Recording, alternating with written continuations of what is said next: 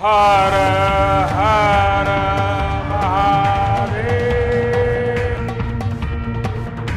सभी लोगन के प्रणाम। यूपी में योगी जी की सरकार द्वारा इंफ्रास्ट्रक्चर पर फोकस।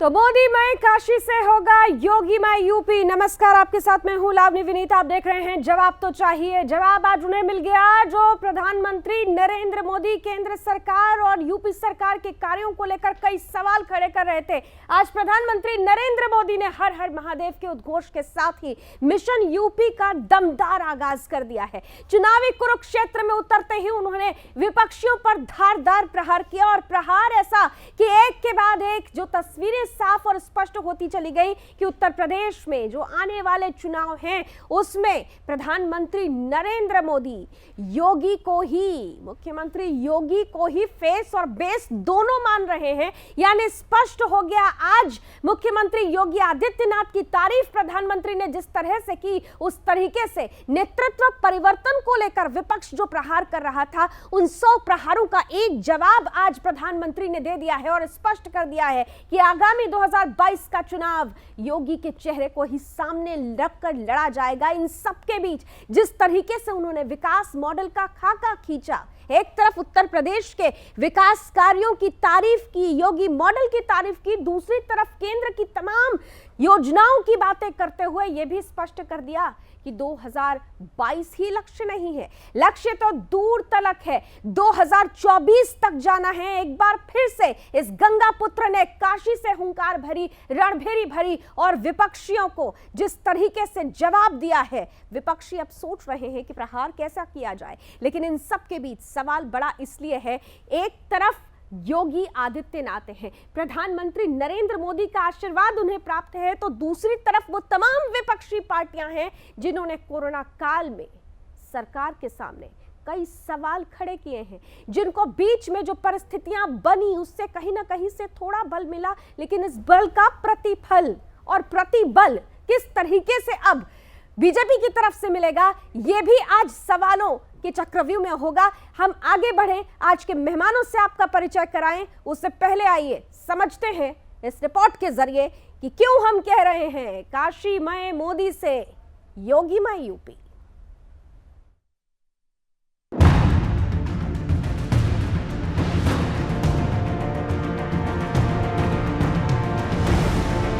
हिंदुस्तान के प्रधानमंत्री नरेंद्र मोदी आज फिर से अपने संसदीय क्षेत्र वाराणसी पहुंचे और इस दौरान उन्होंने काशी के लोगों को कुछ सौगातें भी दी। साथ ही कोरोना पर विजय पाने के लिए राज्य के मुख्यमंत्री योगी आदित्यनाथ की हौसला अफजाई भी की। उस दौरान बजी तालियों की गड़गड़ाहट की आवाज राजधानी लखनऊ तक जा पहुंची और अप्रत्यक्ष रूप से 2022 के यूपी रण का शंखनाद भी हो गया।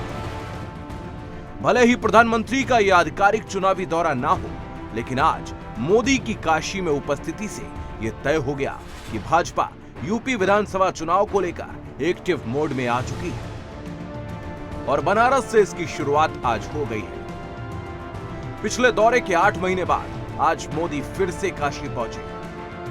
इस दौरान उन्होंने काशी को 1500 करोड़ रुपए से ज्यादा की सौगातें दी। पीएम ने जो सौगातें काशी को दी हैं, उससे न सिर्फ पर्यटन को बढ़ावा मिलेगा, बल्कि चिकित्सा और स्वास्थ्य के क्षेत्र में भी बनारस की अलग पहचान बनेगी। पेयजल व्यवस्था से लेकर सीवर लाइनों का पूरी तरीके से कायाकल्प काशी में हो रहा है और पिछले 7 साल में ही पीएम मोदी अपने संसदीय क्षेत्र को 10,700 करोड़ रुपए की परियोजनाओं की सौगात दे चुके हैं। इसके अलावा करीब 10,000 करोड़ की परियोजनाओं पर काम भी चल रहा है। मोदी के काशी दौरे की एक खास बात जो रही है वो ये है कि इस पूरे दौरे के दौरान वो मुख्यमंत्री योगी आदित्यनाथ की तारीफ करते नजर आए। लोग इसे यूपी चुनाव से भी जोड़कर देख रहे हैं। यूपी कोरोना की सबसे ज्यादा टेस्टिंग करने वाला राज्य है। मेक इन इंडिया के लिए यूपी पसंदीदा जगह बन रहा है। इसका एक बड़ा कारण है यूपी में योगी जी की सरकार द्वारा इंफ्रास्ट्रक्चर पर फोकस। लेकिन 100 बात की एक बात, मोदी के इस दौरे से भाजपा के यूपी चुनावी अभियान की शुरुआत भी हो गई है। और कुछ दिन पहले विरोधियों के द्वारा योगी वर्सेज मोदी की जो पटकथा गढ़ने की कोशिश की गई थी, मोदी के इस दौरे से उसका भी पटाक्षेप हो गया है। हालांकि विपक्ष इस पर हमलावर है। वाराणसी से पूर्व कांग्रेस सांसद डॉक्टर राजेश कुमार मिश्रा ने कहा है कि चुनाव के अंतिम समय में इस तरह की योजनाओं का लोकार्पण करके प्रधानमंत्री और मुख्यमंत्री केवल अपनी सत्ता बचाने की कोशिश कर रहे हैं। लेकिन बनारस की जनता इस बात की साक्षी है कि जितना विकास मोदी सरकार के इन 7 सालों में हुआ है, इतना पहले कभी नहीं हुआ। और अब मोदी में काशी से 2022 में योगी में यूपी बनाने के लिए राजनीतिक बिसाते बिछाने का खेल शुरू हो गया है। सुदर्शन न्यूज के लिए शुभम त्रिपाठी की रिपोर्ट।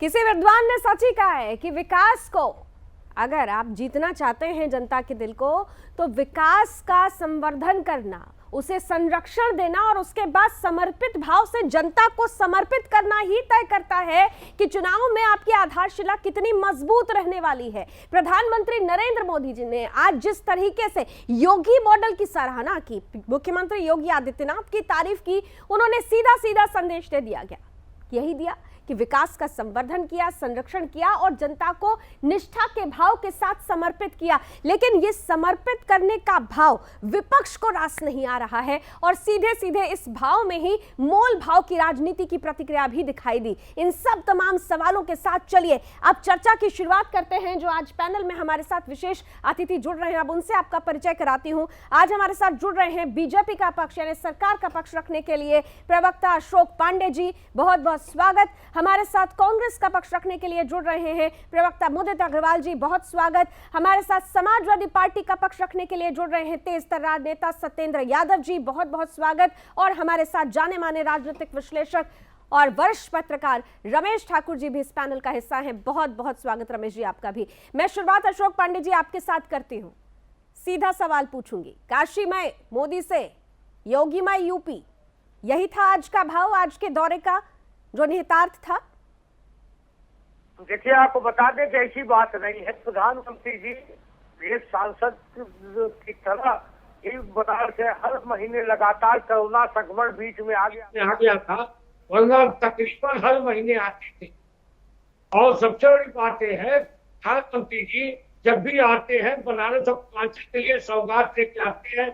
करोड़ रुपए की से ज्यादा की योजनाओं का उन्होंने शिलान्यास और लोकार्पण भी किया और निश्चित तौर पर तकरीबन 10,000 करोड़ की योजनाएं हो चुकी है। 10,000 करोड़ की योजनाएं अभी चल रही हैं। ये पूर्वांचल में बनारस एक विकास का मॉडल है। उस मॉडल को देख के निश्चित तौर पे लोगों के सांप लौट रहा होगा विपक्षियों के। और दूसरी बात, एक जो लोगों ने हल्ला मचाया था कि योगी जी में मोदी जी में मतभेद है, केंद्र प्रदेश में मतभेद है, ये मतभेद दूर हुआ और सीधे सीधे ये भी कहा गया कि उत्तर प्रदेश में योगी आदित्यनाथ जी की सरकार ने जो काम किया है, जो जनता कह रही थी, वही हमारे प्रधानमंत्री जी ने भी कहा।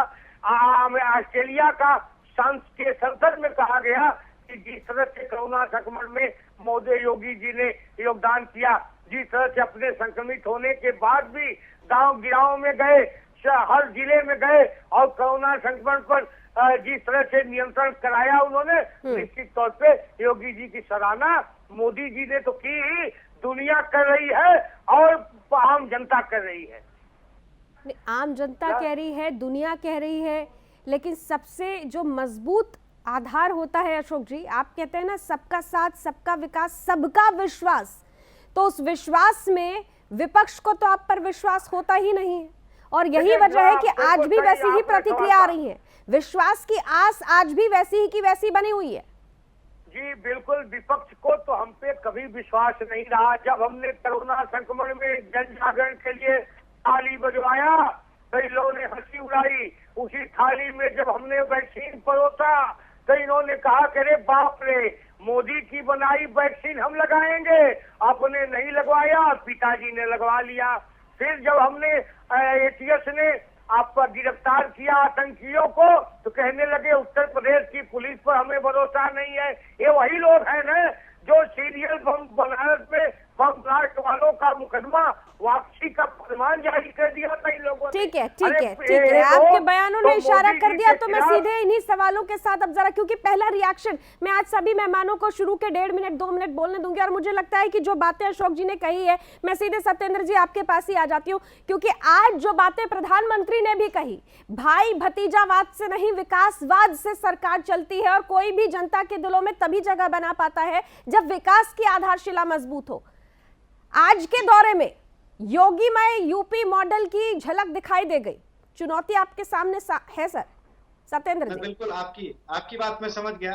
सबसे पहले तो जो हमारे दाढ़ी वाले प्रचार मंत्री कम प्रधानमंत्री जी जो बनारस आए हैं और जिस तरह से उन्होंने जो जापानी तंबू का पूरे देश में पूरी दुनिया में जो प्रचार प्रसार का तंत्र अपनाया है, आज ऐसा लगता है कि भारत में पहली बार कोई इस तरह का तंबू बना है, भारत में पहली बार कोई 100-150 करोड़ की ऐसी कोई योजना बनी है। आप अगर प्रधानमंत्री जी अगर वाकई में आप बनारस के लिए कुछ करना चाहते थे तो एक बार बनारस की जनता से पूछ लेते कि जो वहां लाशें तैर के पहुंच रही हैं पूरे देश से, तो उनको दवाई चाहिए कि पढ़ाई चाहिए कि उन्हें वहां पर रोजगार चाहिए। जो बेरोजगारी से बुरी हालत है देश में, प्रधानमंत्री जी एक बार पूछ लेते बनारस की जनता से कि बनारस की जनता को आत्मनिर्भर भारत को जापानी तंबू चाहिए कि भारत में ही तरक्की चाहिए, भारत में ही रोजगार चाहिए, भारत में ही सब कुछ चाहिए। तो सबसे पहले तो सरकार पूरी तरह से फेल है। प्रधानमंत्री से लेकर मुख्यमंत्री तक पूरा संगठन घबराया हुआ है। चारों तरफ साठगांठ सरकार बनी हुई है, केंद्र से लेकर राज्य तक साठगांठ चालू है। सबको मंत्री बना दो, सबको पद बांट दो, मालूम नहीं दोबारा सरकार कैसे बनेगी। पूरी तरह से तंत्र जो पूरा घबराया हुआ है, अब इनके पास कोई रास्ता बचा नहीं है। इस जापानी तंबू का जो आज प्रचार हो रहा है उससे ज्यादा महत्वपूर्ण है कि उत्तर प्रदेश में अगर प्रधानमंत्री महिलाओं के साथ जो चीरहरण हो रहा है उस पर बोलना चाहिए था। उत्तर प्रदेश में जो बेरोजगारी फैली हुई है उस पर बोलना चाहिए था। ठीक है, आपके तमाम पॉइंट्स नोट कर लिए और जवाब अशोक जी देंगे। तो लगभग 8 महीने के बाद जब प्रधानमंत्री नरेंद्र मोदी अपने संसदीय क्षेत्र काशी पहुंचे तो ये सिर्फ एक संसदीय क्षेत्र का दौरा नहीं था, बल्कि ये वो विजन था, वो तस्वीर थी जो 2022 में होने वाले चुनाव की एक प्रतिक्रिया कही जा सकती है, एक प्रतिबल कहा जा सकता है, जिसका प्रतिफल 2022 में मिलना है। लेकिन वो प्रतिफल केवल 2022 तक नहीं, 2024 तक के लिए भी उम्मीद संजोए बैठा हुआ है। इन सबके बीच विपक्ष इस दौरे को लेकर हमलावर है। ब्रेक के बाद एक बार फिर से का स्वागत करते हुए अब सीधे जरा एक कमेंट मैं मुदित अग्रवाल जी का भी लेना चाहूंगी, क्योंकि कांग्रेस के लिए भी यह चुनाव बड़ा महत्वपूर्ण है। खास तौर से मुदित जी, सुन पा रहे हैं आप मुझे लगता है शायद मुदित जी तक मेरी आवाज नहीं पहुंच रही है, उन तक हम जाएंगे, लेकिन उससे पहले रमेश ठाकुर जी हमारे साथ जुड़े हुए हैं। रमेश जी राजनीतिक विश्लेषक हैं, राजनीति का चश्मा आज क्या कहता है प्रधानमंत्री नरेंद्र मोदी, काशीमय मोदी से योगीमय यूपी? देखिए लावनी जी, मुझे लग रहा है ये मोदी साहब का 27वां दौरा है जी। इससे पहले 26 जितने दौरे हुए तो उनमें चर्चा जितनी नहीं मिल पाई, इस बार चर्चा मुझे लग रहा 27वें दौर में ज्यादा मिली है, और वो मिलनी भी चाहिए। चुनाव आने हैं, 7-8 महीने के बाद चुनाव हैं। बीच में बहुत सारी चीजें हुई, कोरोना को लेके कई सारी ऐसी चीजें हुई जिसमें प्रधानमंत्री को जवाब देना था, विपक्ष के जो सवालों का जवाब देना था, वो चीजें नहीं हो पाई। लेकिन मोदी की जो पॉलिसी है, ये मोदी का जो मॉडल है, वो मुझे लग रहा है दूसरी पॉलिटिकल पार्टियों से बहुत अलग है, अलग तरीके से काम करते हैं। हालांकि सवाल जवाब ये पॉलिटिकल पार्टियों में होता रहता है, लेकिन आज जिस तरीके से उन्होंने 2022 का अगले विधानसभा चुनाव का जिस तरीके से बिगुल बजाया है और जिस मेगा एंट्री के साथ में बिगुल बजाया, मुझे लग रहा अभी आपने ठीक था। इसके बाद नई रणनीति के लिए जो विपक्षी पार्टियां हैं, विशेष तौर पर यूपी की सपा बसपा और कांग्रेस भी दमखम दिखा रही है, आम आदमी पार्टी भी दिखा रही है, उनको एक नई रणनीति के साथ में आना पड़ेगा। क्योंकि जिस तरीके से लोगों का उत्साह हमने देखा, जिस तरीके से मोदी का स्वागत हुआ है, लोग उसमें जुड़े हुए हैं, तो मुझे लग रहा है इन सारी चीजों को देख के उम्मीद नहीं थी कि प्रधानमंत्री को उत्तर प्रदेश में जो कानून व्यवस्था है उस पर बोलना चाहिए था। बिल्कुल सत्येंद्र जी इसका जवाब अशोक जी देंगे, लेकिन क्योंकि बाकी के दो मेहमानों हैं, जरा उनके दिल में क्या चल रहा है वो भी सुन लेना चाहिए। मैं हमेशा कहती हूँ listening is a good habit. देखिए आज मैं इसीलिए आप सबको सुन रही हूँ।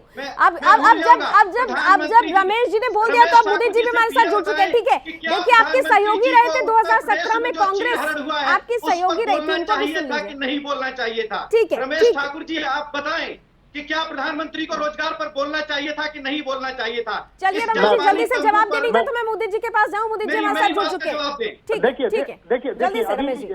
सत्येंद्र यादव जी ने बिल्कुल सही कहा। देखो प्रधानमंत्री हैं, पूरे देश के प्रधानमंत्री है, वो कोई भारतीय जनता पार्टी के प्रधानमंत्री नहीं है, वो मेरे भी हैं, आपके भी हैं, सबको हैं। आप चाहे समाजवादी पार्टी के सवाल हो, चाहे दूसरी पॉलिटिकल पार्टियों के सवाल हो, उस पे मुझे लग रहा है जवाब देना चाहिए। लेकिन आज ये मौका नहीं था। अगर सत्येंद्र यादव जी अगर ये लेकिन इसमें लड़िए आप कैसे निर्धारित कर सकते हैं? उत्तर प्रदेश की जनता और देश की जनता की बात को आप कैसे निर्धारित कर सकते हैं कि आज क्या होना चाहिए था और क्या नहीं होना चाहिए था? आप ये बताइए, आप बताइए फिर कब होना चाहिए? पूरे कोरोना में कितने लोग मारे गए आप बताइए। गंगा माँ का लाल, गंगा मैया का लाल, गंगा मैया के बीच आने के बाद गंगा मैया में तैरने वाली लाशों को कैसे भूल गया? आप बताइए। आप देखिए कोरोना से अकेले उत्तर प्रदेश नहीं लड़ रहा था, कोरोना से पूरा विश्व लड़ रहा था। और जब कोरोना के लिए वैक्सीन आई थी तो उस वैक्सीन पर आप लोगों की जो प्रतिक्रिया थी, मोदी की वैक्सीन, बीजेपी की वैक्सीन, तो भ्रम में तो आपने डाला। ये सारी तस्वीरें भी आएंगी सामने धीरे धीरे। मुदित अग्रवाल, ठीक है सर, प्लीज मुदित जी का भी एक कमेंट बहुत जरूरी है। मुदित जी बहुत इंपॉर्टेंट है ये इलेक्शन इसलिए कांग्रेस के लिए क्योंकि प्रियंका गांधी के लिए 2017 में एक रेड कारपेट बिछाई गई थी।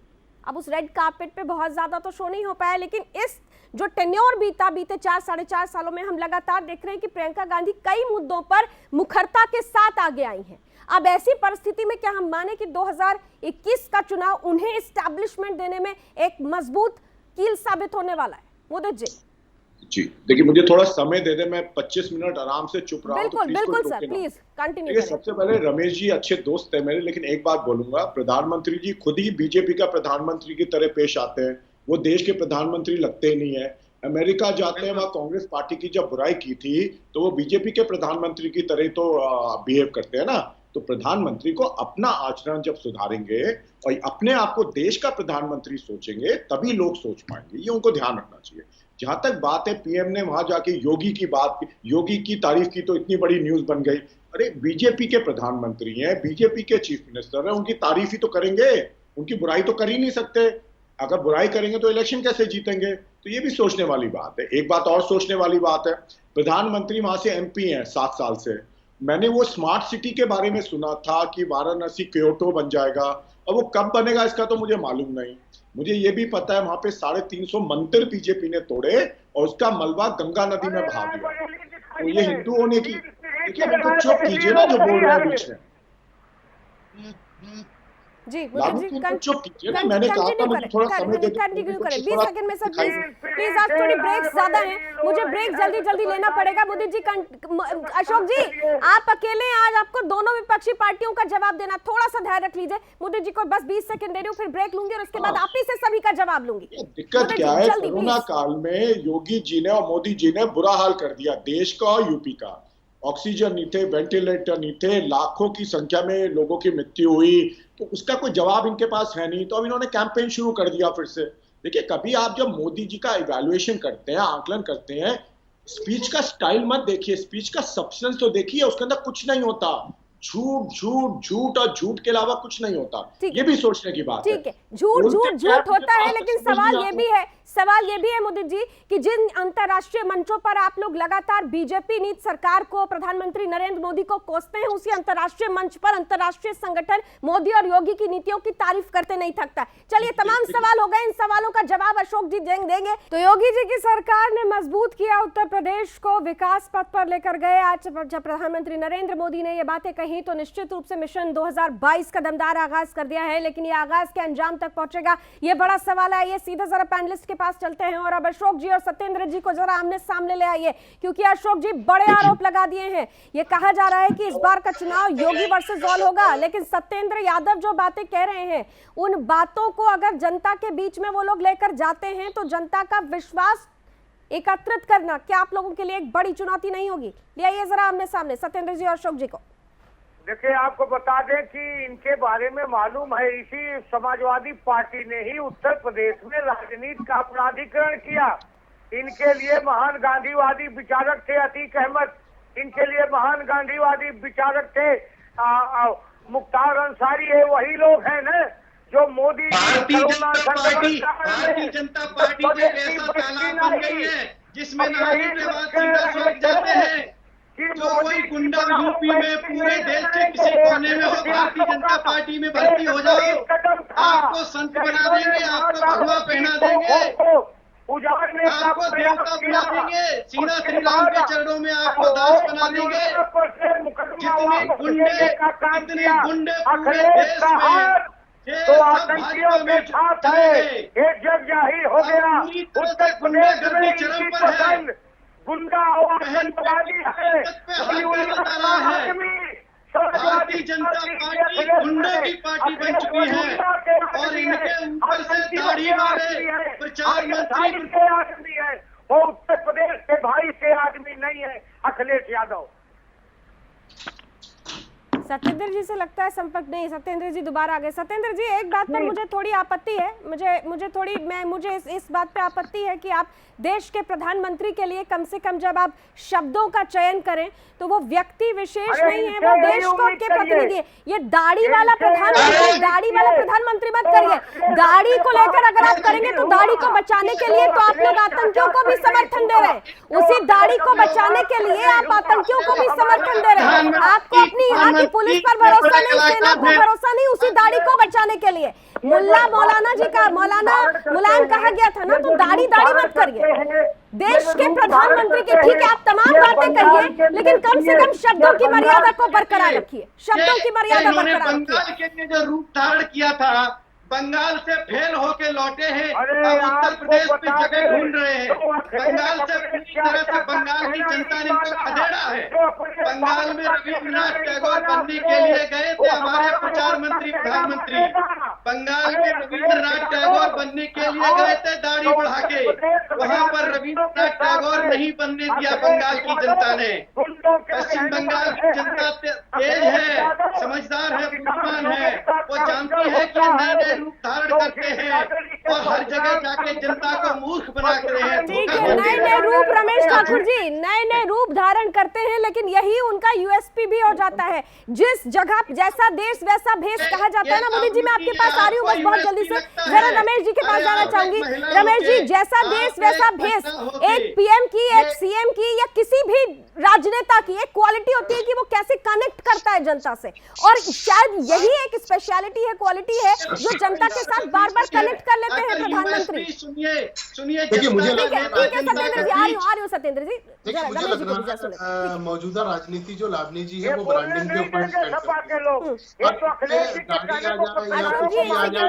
अशोक जी प्लीज एक सेकंड, आपका टर्न आएगा, आती हूँ। अगर उनको ये लगता है कि दाढ़ी से या रविंद्रनाथ टैगोर अपने आप को प्रेजेंट कर रहे हैं प्रधानमंत्री नरेंद्र मोदी जी, या फिर उनकी वेशभूषा है, उनकी बॉडी लैंग्वेज, तो मुझे लग रहा है कि दूसरी पॉलिटिकल पार्टियों के पास फिर भी तोड़ नहीं है उनके इस तरीके से चीजों को लेके।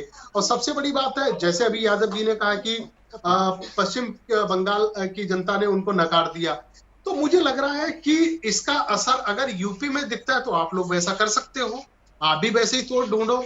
लेकिन बहरहाल जो आज चीजें हुई हैं, जैसे मोदी में आपने कहा, काशी में ही होता रहा है, तो ये चीजों को लेके एक चीज बड़ी साफ दिखी है कि मोदी जी ने जिस तरीके से योगी जी की आज एक तारीफ करी है, तो अभी बीच में जो 3-4 हफ्ते से लखनऊ से दिल्ली जो बैठकों का दौर चल रहा था, तो मुझे लग रहा उस पे तो विराम लग गया। ये कहा जा रहा था कि मैं रमेश ठाकुर जी से ये पूछना चाहता हूँ कि आज की डिबेट ये तारीफ के ऊपर है, तारीफ के ऊपर है या उत्तर प्रदेश और देश में घट रही तमाम घटनाओं के ऊपर है, तमाम समस्याओं के ऊपर है। तरीके से ये रमेश ठाकुर जी ये डिबेट क्या तारीफ के ऊपर है कि प्रधानमंत्री मुख्यमंत्री की तारीफ बुलाने का क्या मतलब है? लावनी जी फिर इनको बुलवाओ, हमें बोलने क्या मतलब है? अब जिस तरीके से दोनों नेताओं के अंदर तनातनी चल रही थी, ये कहा जा रहा था कि मोदी से संगठन नाराज है, प्रधानमंत्री नाराज है, तो मुझे लग रहा उन चीजों पे जो बादल छटे हुए थे वो आज हट गए। ठीक है, ऐसी कोई स्थिति है नहीं। वो परिस्थितियां मोदी जी के पास मैं यही सवाल जरा लेके जाती हूँ। सत्येंद्र जी आपके पास में होंगी, जरा मोदी जी से भी पूछ लिया जाए, क्योंकि चुनावी मैदान तो कांग्रेस के लिए भी खुल गया है ना। मेरा जो पहला सवाल था मोदी जी, मुझे उस सवाल का जवाब नहीं मिला था, मैं उसको प्लस करते हुए दूसरा सवाल ऐड करी, और दोनों महत्वपूर्ण सवाल हैं। महत्वपूर्ण ये भी कि प्रियंका गांधी के लिए क्या एक बार फिर से द्वार खुल रहे हैं? दूसरी तरफ आज जो जिस तरीके से प्रधानमंत्री ने अपने आप को प्रेजेंट किया, यह कांग्रेस की तरफ से बार बार कहा गया था कि नेतृत्व कप को लेकर बड़ी चुनौती है, तो उन्होंने तो आज क्लियर कर दिया कि फेस और बेस तो योगी होने वाले हैं। कांग्रेस अगर अकेले चुनावी मैदान में उतर रही है, तो क्या प्रियंका गांधी और योगी आदित्यनाथ आमने सामने होने की स्थिति में है? प्रियंका गांधी उस स्थिति में है?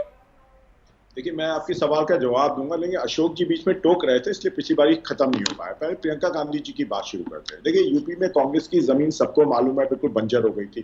उस जमीन पे प्रियंका गांधी जी ने हिम्मत दिखाई और एक बीड़ा उठाया है, लॉन्ग टर्म में कांग्रेस को वहां सुधारेंगी। तो उसमें समय लगेगा और सब जानते हैं, प्रियंका जी खुद जानती है इसमें समय लगेगा।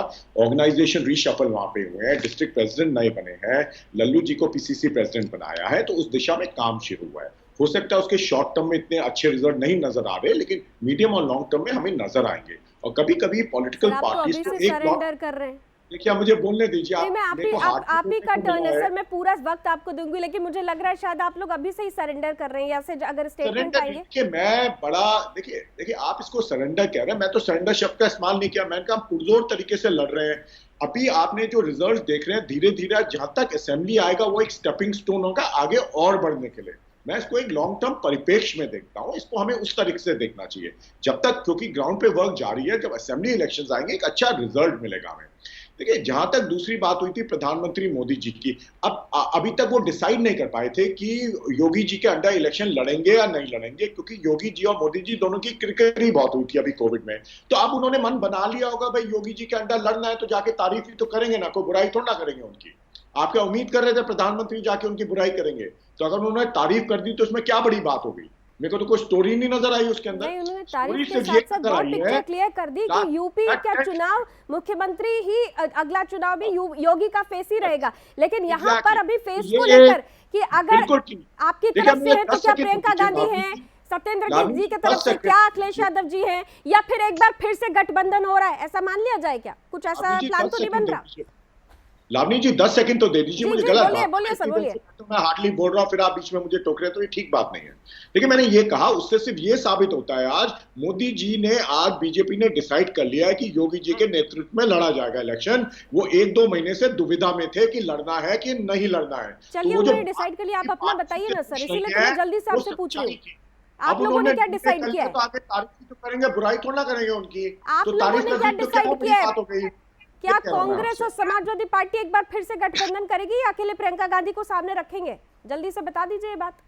देखिए, ये तो मैं नहीं कह सकता कि क्या गठबंधन होंगे क्या नहीं होंगे, ये आपको एआईसीसी से मालूम करना पड़ेगा, जो राष्ट्रीय प्रवक्ता है, उसमें तो मैं कोई कमेंट नहीं कर सकता। नहीं, कुछ चीजें तो क्लियर होनी चाहिए ना, यहाँ पर देखिए यही होती, क्लैरिटी होनी चाहिए। अशोक जी, क्लैरिटी की जब बात आती है, आप लोग एक तरफ तो कहते हैं कि विपक्ष को चारों खाने चित्त करने के लिए हम तैयार हैं, लेकिन कुछ परिस्थितियां ऐसी बनती हैं जो बीते दिनों में, जिस तरीके की कोरोना काल में ही हमने देखा, कई बार ऐसी तस्वीरें आई, कुछ मिसमैनेजमेंट हुआ, चाहे फिर वो मजदूरों के पलायन की बात हो, फिर बेरोजगारी की बात हो, इस तरीके की जब तस्वीरें आई, विपक्ष वैसी तस्वीरों को लेकर भी जनता के बीच जाएगा। तो आपको नहीं लगता कि आपके लिए भी विपक्ष इस पर चुनौती तो खड़ा करेगा?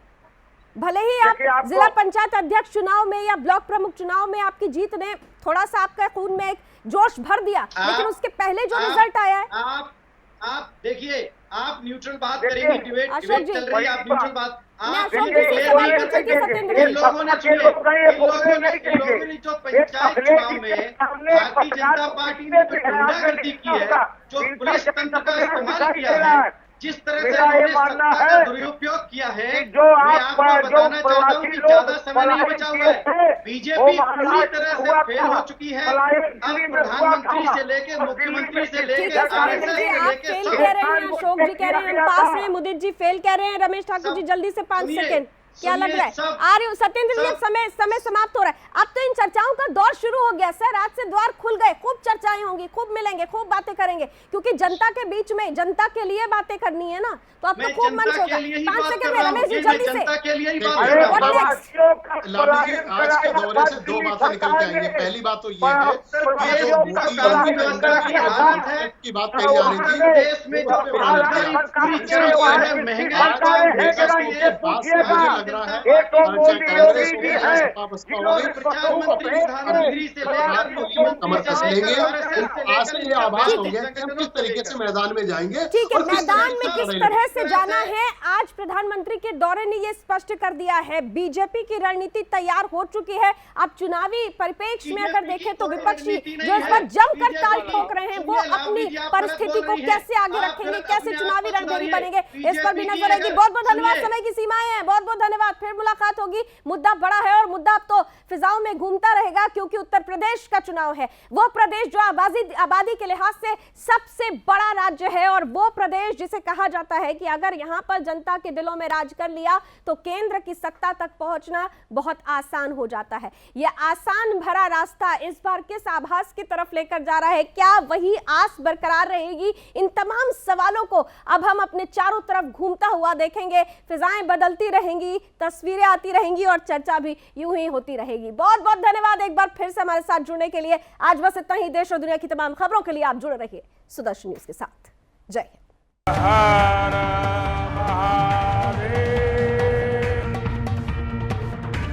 सभी लोगन के प्रणाम।